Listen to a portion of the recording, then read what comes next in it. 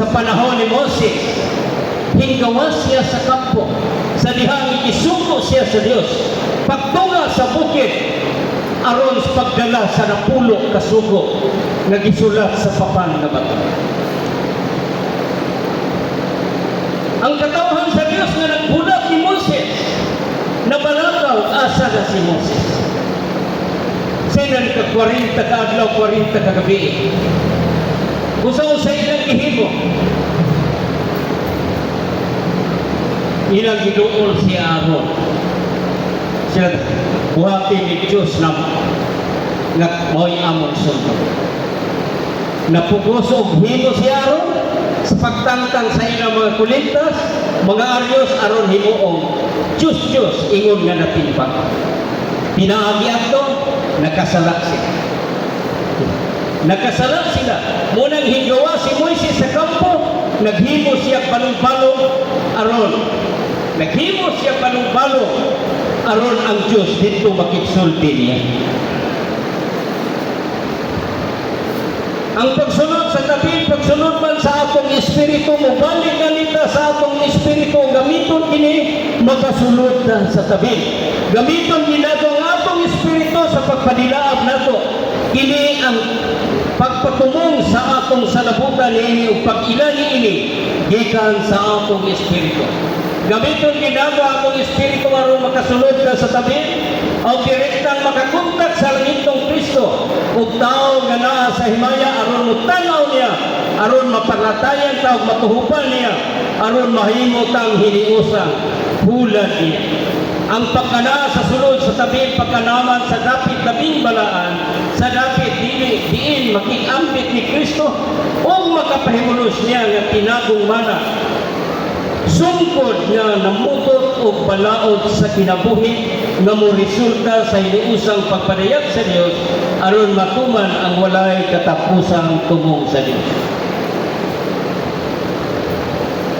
Human sa pagsimba sa manak sa Israel sa lating baka nga bulawan na banhin ni banhin si Moises sa dapit sa gawa sa kampo diin nangadto sa tanang nangita sa Ginoo aron makikita niya kay naaman dito ang presensya o ang pagpamulong sa Ginoo.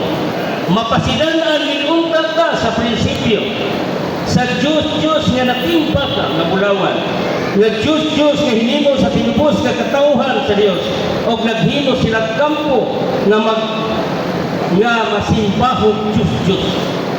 Magdurong sa pagsimpag mga Diyos ang pagpatahong sa kaugalingon. Ang pagsimpag mga Diyos o ang pag-ilog ni Satanas gikan sa gihatag sa Dios kanato aron mausik kini. Pag-abusar nato kini sa gihatag sa Dios kanato ug dili magamit sa mga gasa niya, material ug espirituhanon alang sa iyang tuyo.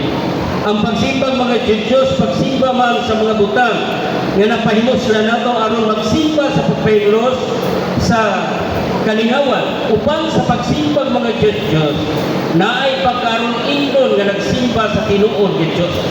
Ang pagsimbang mga Diyos dunay sampo sa pagsimba.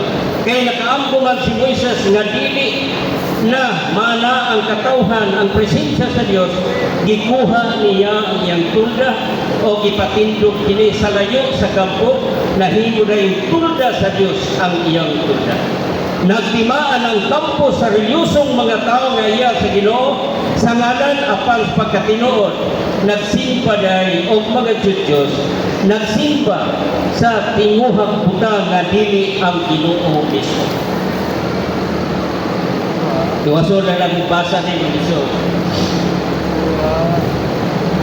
Sa gikuha ni Moises ang iyang tulda o gilain kinigikan sa kampong masimbahog Diyos, nakiksulti ang Ginoo ni Moses sa naong ingon sa taong kiksulti sa iyang kauban.